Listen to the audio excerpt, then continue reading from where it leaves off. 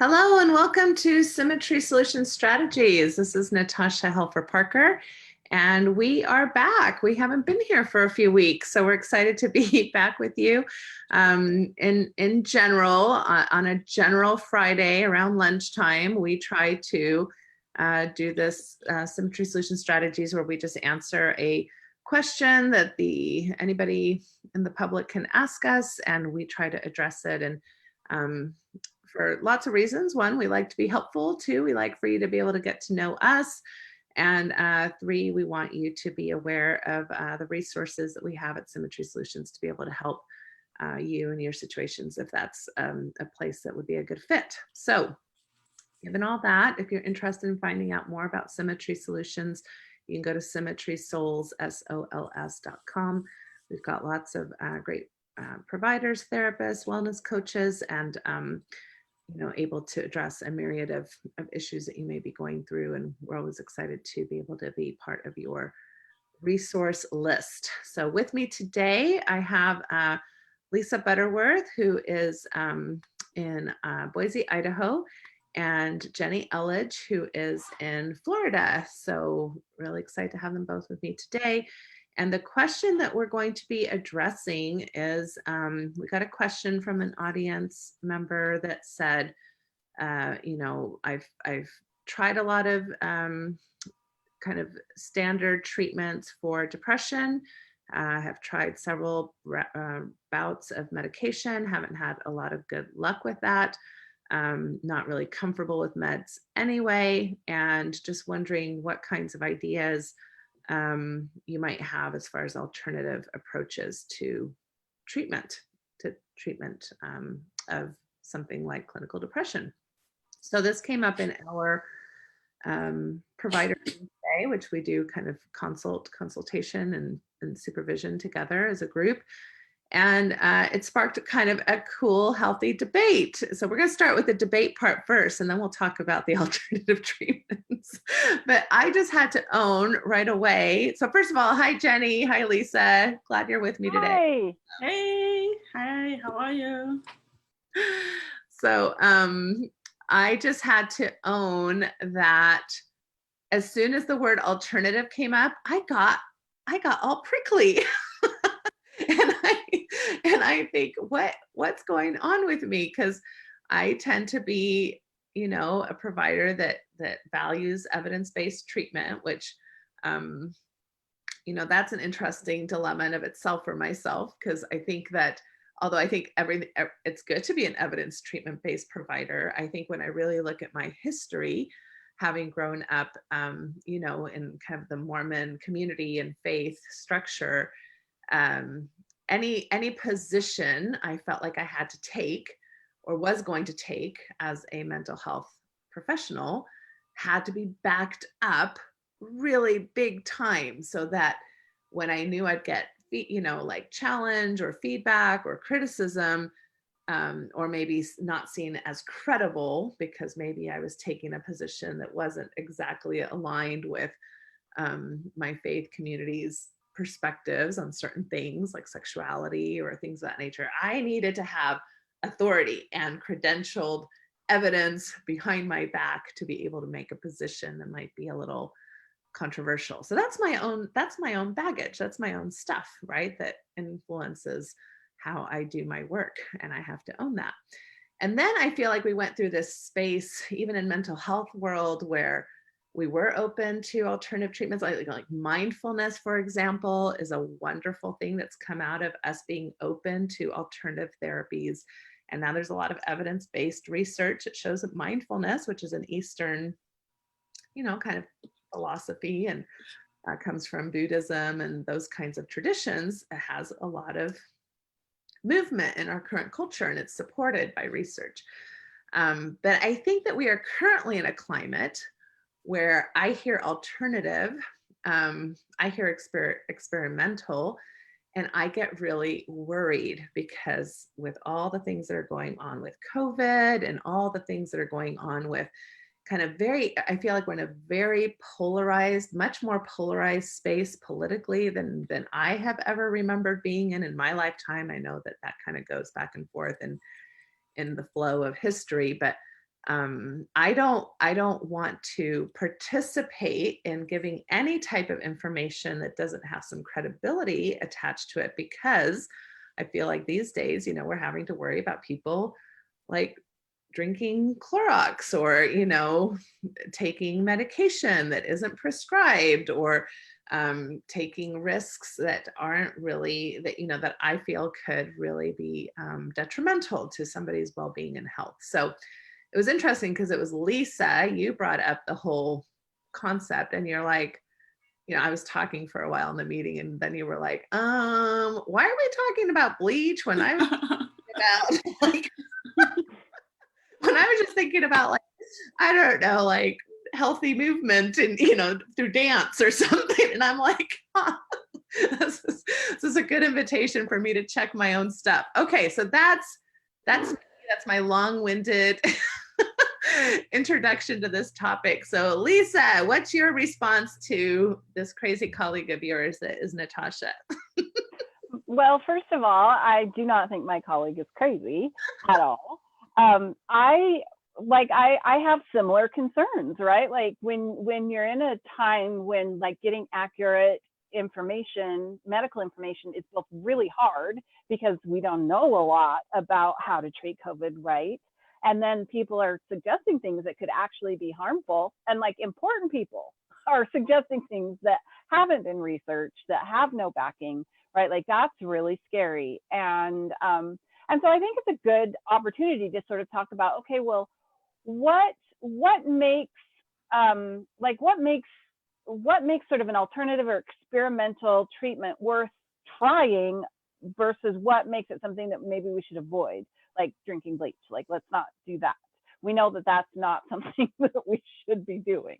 So we'll take a really strong stand on that one. Don't drink bleach, don't inject it.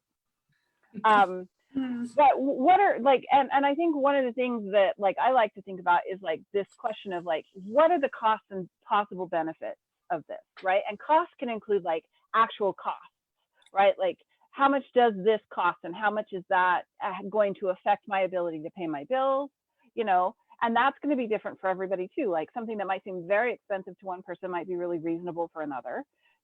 Like somebody might go to a week-long meditation retreat, and that's just and for other people that might break the bank.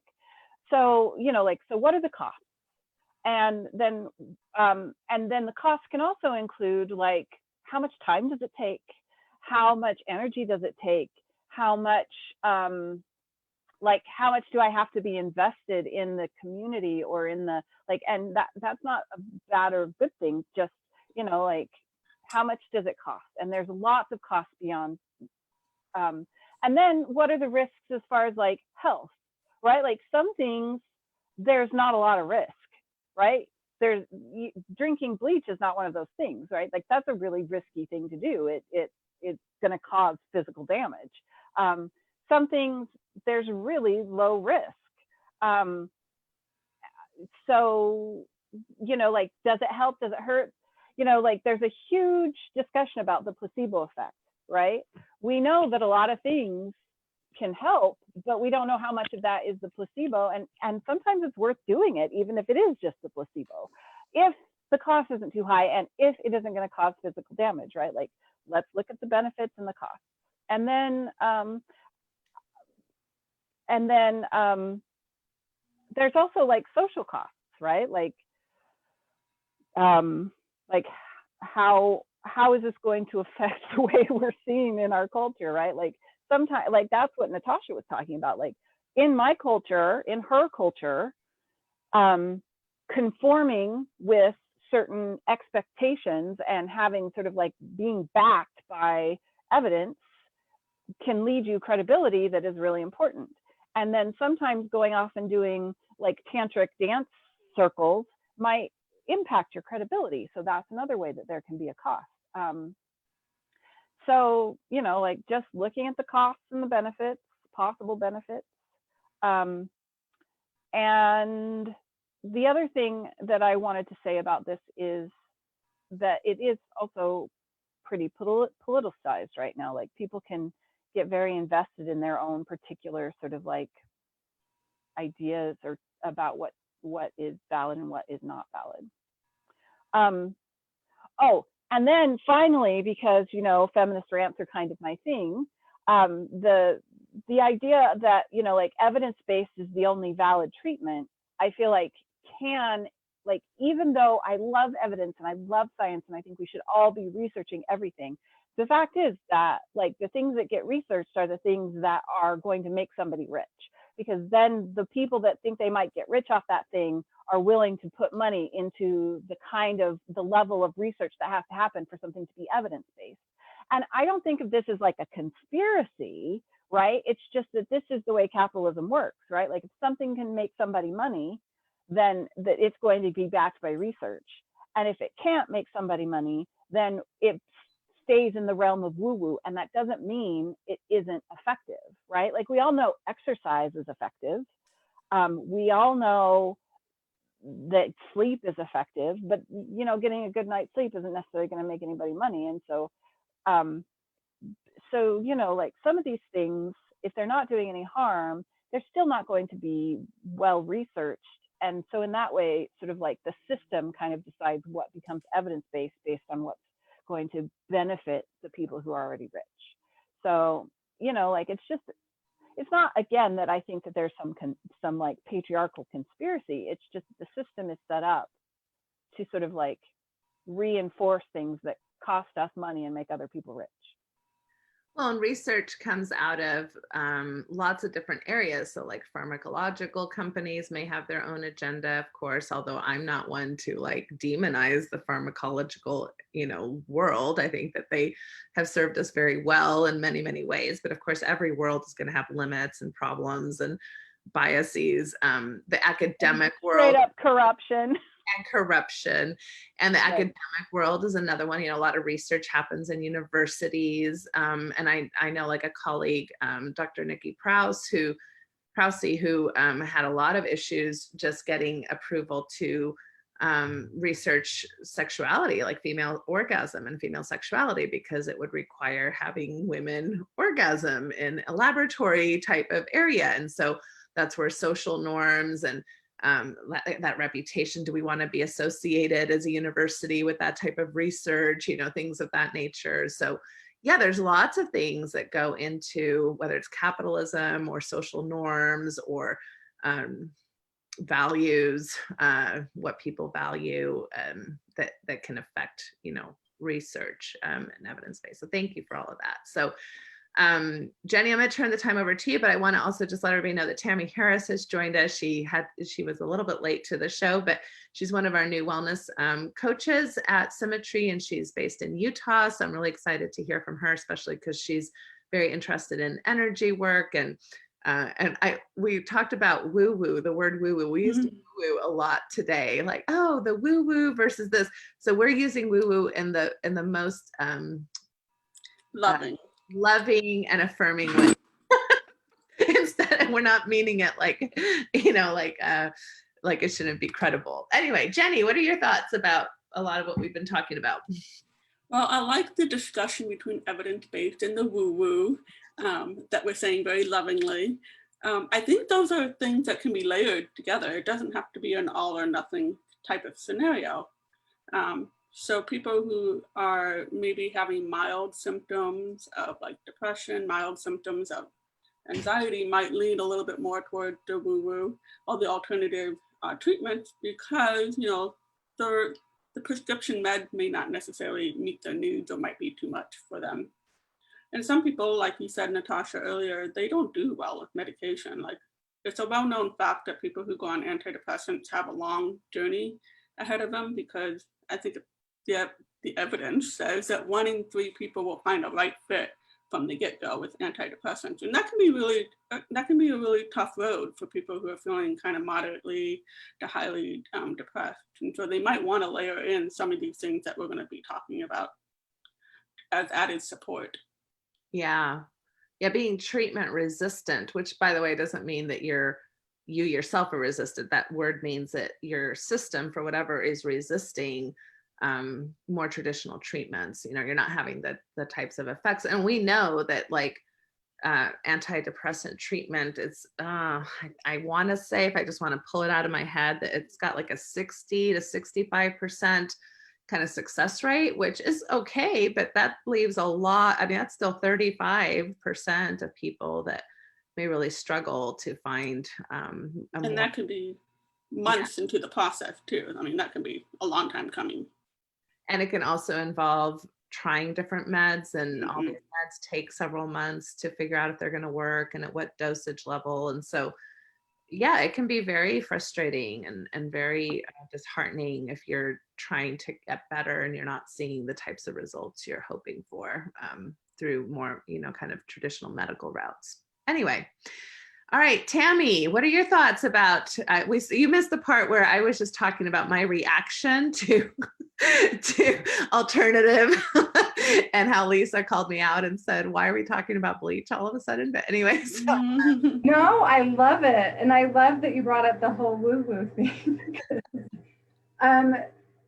My thoughts on it, and I think it's just coming back, like we've kind of grown up in this culture that it's black or white, that it's one way or it's not, but we come from a society of such diversity. And I liked in some of our conversations, we start out with for me.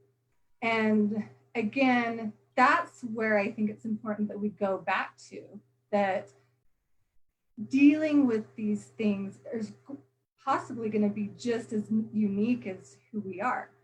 For me, I'm a feeler. So what feels good is, do I go and dance? I mean, again, and talking about that evidence-based thing is trusting that ultimately I don't need something to be evidence-based to know if it feels good for me and if it makes me just feel a little bit better in the moment of knowing that I'm in a really uncomfortable place in my life.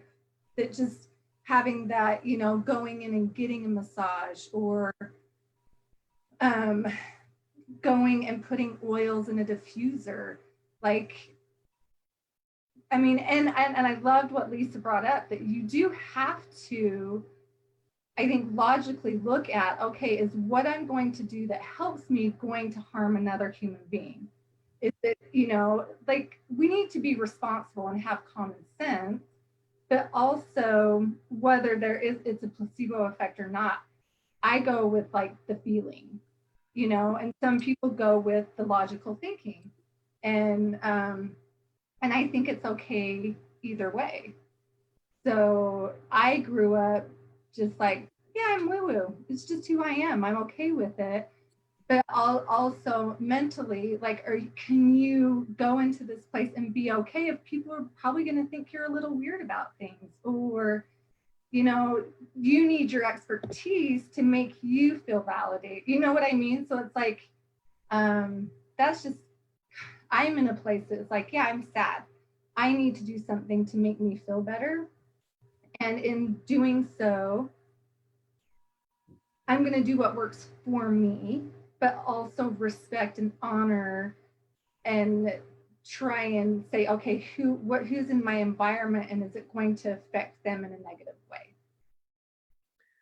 Yeah, I love those thoughts. And the reality is, one of the things that we need to be talking about, and Lisa brought it up and now Tammy brought up, the placebo effect, so what is that? I think many people might know what that is, but basically a lot of times when they do studies, what they find out is there are a certain amount of people that will benefit from the quote unquote sugar pill, the not real pill. They're trying to give the real pill to 20 people, then the fake pill to 20 people, and see how they respond to see if there's a difference. But what's tricky about those results is that there is this thing called the placebo effect, where if people psychologically believe that they're receiving the true pill and they believe that it will actually be beneficial to them, they have a beneficial response even to the sugar pill that isn't supposed to be having the effect.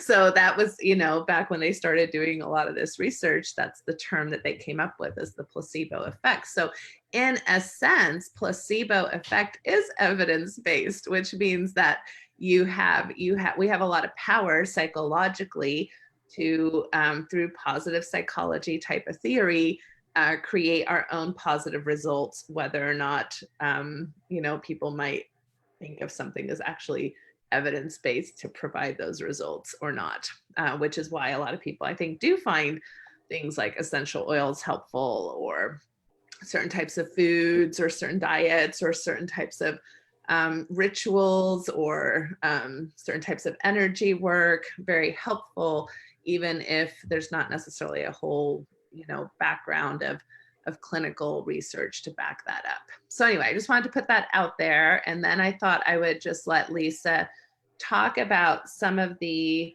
alternative kind of experimental things that you initially wanted to bring up that started this whole conversation where we didn't even get to talk about them.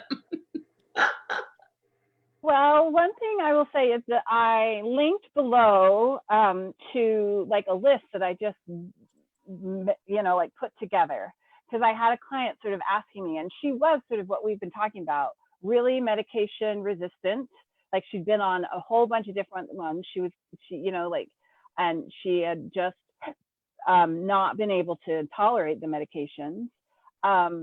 And, you know, like doing a lot of the other things that are really recommended for depression, but also being kind of stuck and feeling like, hey, Lisa, what are some other things I could do that maybe aren't, you know? And so I just started doing some research and putting some things together. And so this is kind of one of the lists I came up with.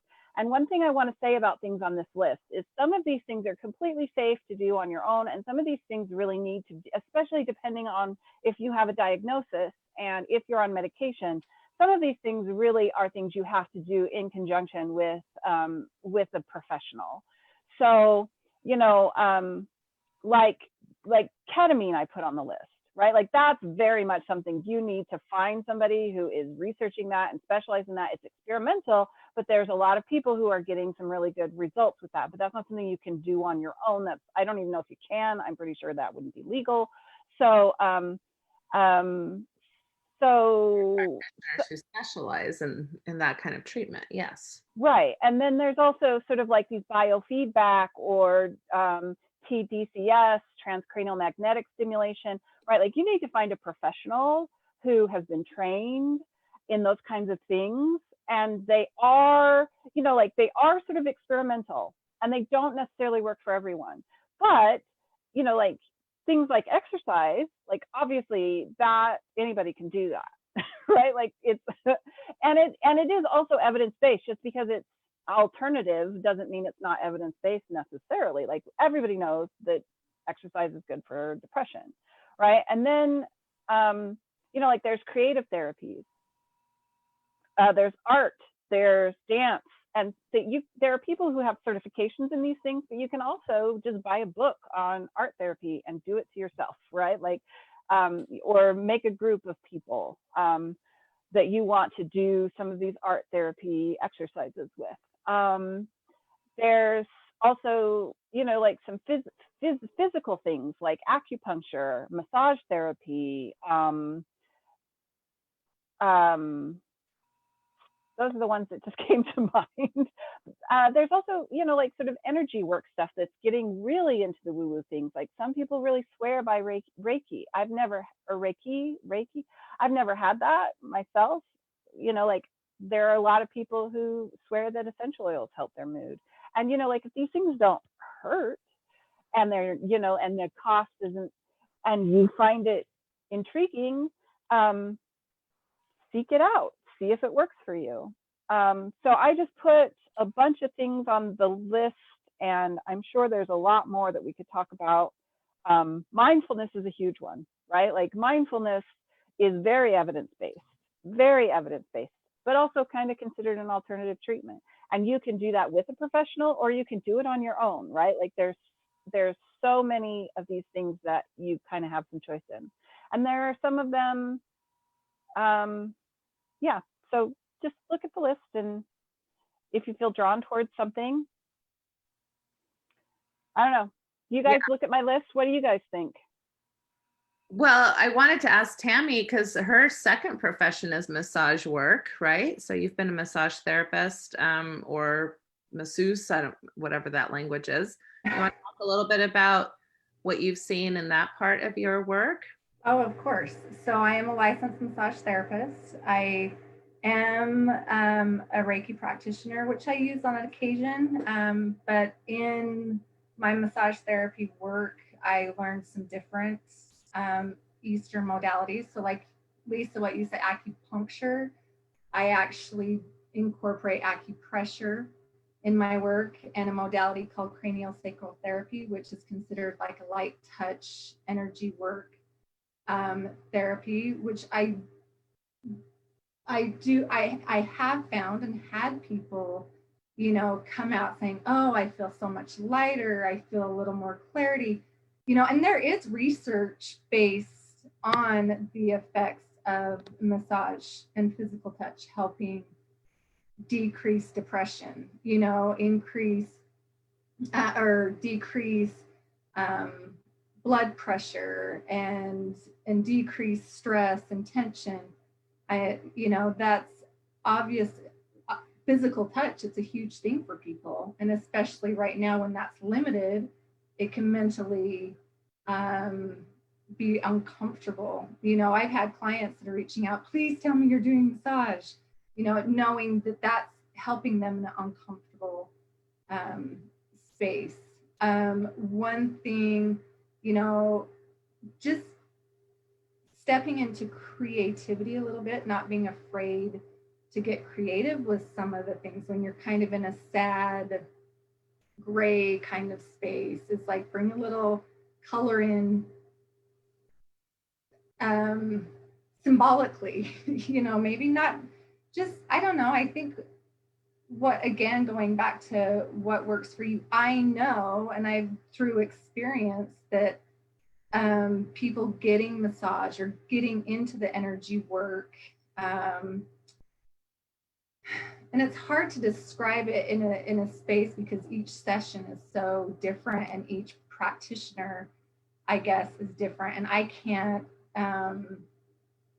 really talk about how someone else goes into that woo-woo practitioner place. But for me, it's interesting. I've had a discussion all week with my cousin John about the woo-woo versus evidence-based, and it's been really great. And what I have discovered, or what I feel, I think that we need to do is go back to our personal, like, does this feel good for me? And not allowing other people to have authority. And I know it's so simple, like in a Reiki type or a spiritual sense world, that we want to give someone else authority. Oh, they know better. They have these special powers. I don't. I'm a practitioner that doesn't believe that. I have a gift, and I think everybody's open to that sensing place. It's just a matter of learning how to do it.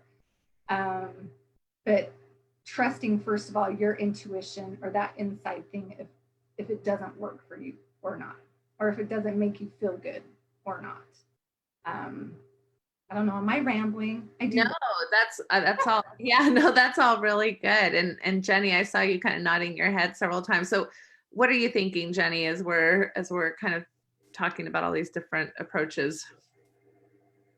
Oh, my head has been all over the place. I've been looking over the list that Lisa has posted, and some of these I'm familiar with, and some I'm definitely not familiar with.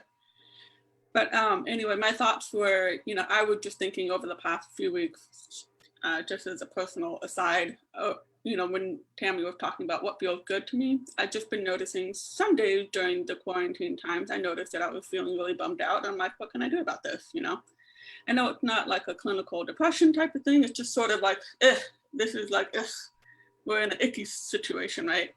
And so what I noticed is like, I can't do my normal like things I used to do before. I can't go to the movie. My big thing was always me and my husband go on a Friday night date, go to the movies, we get popcorn, we have fun. We can't do that kind of ritual anymore, so we had to come up with something different.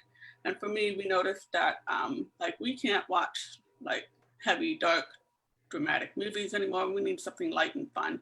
And so for us, you know, we just kind of noticed what is happening for us and what alternative ways there are to just kind of approaching life, you know, even for, you know, just for a small moment. I love that. Mhm. One of the thoughts that comes up for me as Tammy's talking about authority, and even as I'm looking at some of the things on the list, like psychedelics, a lot of states are, you know, legalizing marijuana for all kinds of different types of treatments. I'm not sure it's been indicated for depression yet, but for several things. And so I think that there is a challenge, especially since not all of these professions are regulated in the same way. You know, you can go to an acupuncturist, for example, that's very, let's see, so I'm gonna mute whoever has a little dog around. Sorry. So you can go to an acupuncturist who's very well known in the community, who does a really great job, who's very trained, and not all acupuncturists are going to be trained in the same way, right? Or have the same kind of credibility. And so I think one of the things that is concerning maybe to people when we're having this discussion, especially those of us in kind of the healing professions, is is the public going to be taken advantage of by a movement that, yes, they feel is helpful, right? But I mean, like even people who join cults, for example, think it's helpful, but many of us wouldn't maybe necessarily agree that that's helpful in the end and can cause damage. I think we're concerned for vulnerable populations, for vulnerable personalities, for people who are desperate for a cure and will then spend a lot of money or spend a lot of time on hacks, you know, things that really don't have a lot of things to back them up. So I think that's maybe one of the reasons why this comes up a lot in heated conversations amongst professionals, for sure. Any thoughts about all that? Well, for me, it's, yeah, because it's so funny. I've had this conversation exactly this week. And Natasha, like you said about authority and who we give authority to. And one thing that I had pointed out that was like, we give authority to anyone. I mean, we do it on a government basis, we do it in a medical basis, we do it in a scientific basis. Anywhere where we don't have knowledge and we're looking for something, we're looking for an answer. You know, it's like, I have to have an answer. Like there's this fear of being able to say, I just don't know, but maybe we can find an answer together. It's like, I just need to be validated with an answer. So this expertise or this, it can be taken advantage in any situation, right? Like, and one thing I do love about kind of the education approach, the college approach, the certifications and things like that, then it does give some type of, I mean, the safety, you know, like it does set up situations to where it's like, okay, you have to follow these guidelines. You know, you're taking on the, you know, as a therapist, you had to commit and promise and contract that this is the ethical behavior that you're going to go on. Now, some people promise that, but do they really follow through with it? You probably have more people that do that because, I mean, you can get your license taken away, everything can be revoked. So and so I definitely get that, but it's still, there's extremes everywhere, right? And that's where I'm saying, go back to your inner, does this feel good for me or does it not? Like trusting your inner knowing or however you want to. Yeah.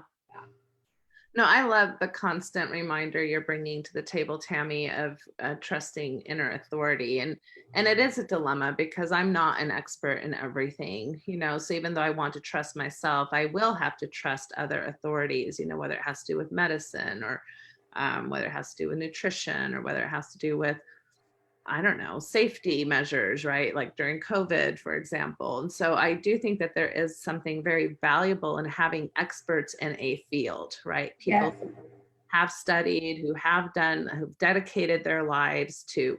And so I don't think it's fair to just put everybody on equal ground. Like, well, some people over here are corrupt and some people over here. So we'll just listen to whomever. I think it's still very important to make educated decisions about who you're allowing your authorities to be, while at the same time, like you're saying, being open to your own inner authority. And I think, like Lisa was saying, what are the risks and costs, right? What are the risks and benefits of what I'm actually considering? So going to get a massage is probably not high risk. Trying a psychedelic probably is higher risk. Exactly. So if you're going to go the psychedelic route, you are trusting authorities that know what they're talking about, and that have hopefully some background that you can trust. But Lisa, why don't you bring us home? Well, I mean, I think that I really enjoy just having a balanced discussion with people that kind of come from different angles on this, like people who tend to be more like institutional and sciencey, and people who tend to be more woo-woo. And I really like to be able to sort of hold a space where that discussion can happen and people can kind of push back and forth, because I feel like that's kind of the point, right? Like being able to push back and forth and say, okay, we want to be able to rely on experts and expertise. We also want to be able to challenge experts and expertise. And we want to be able to open up, because experts, just like anybody, they can get tunnel vision and think that their one thing is the right thing. And, like it's the outsiders that come in and push back that like then open up new areas of expertise. Like therapy and counseling and coaching are all, on some level, things that at some point were experimental or alternative, right? And so, and not only that, but there's really good evidence that a huge portion of our effectiveness as therapists is the placebo effect. Like it's not the only thing, but people believing that therapy will help them is a big part of what makes therapy help them. And so just recognizing that, the world is large and trying to navigate it is difficult. Trying to navigate the, and we can tend to want like an all or nothing answer. And if we have one, then we're probably wrong. Right? Like if we have an all or nothing answer, then we're probably in the wrong spot. Like being in that spot of pulling back and forth and, just trying to use all of our tools, trusting experts, to a degree, trusting ourselves and, understanding ethics. Like, I mean, I think it was so helpful for me to learn the ethics of counseling because, just like learning about informed consent and, like different ethical considerations helped me to rethink a lot of other areas of my life. Right. So being trained myself in my ethical standards was really helpful for me when looking at, like the ethics of spirituality or the ethics of medicine or the ethics of science. Right. And so just having ethical frameworks and inner authority and like, it's super complicated, but that's also, I think, where it has to be.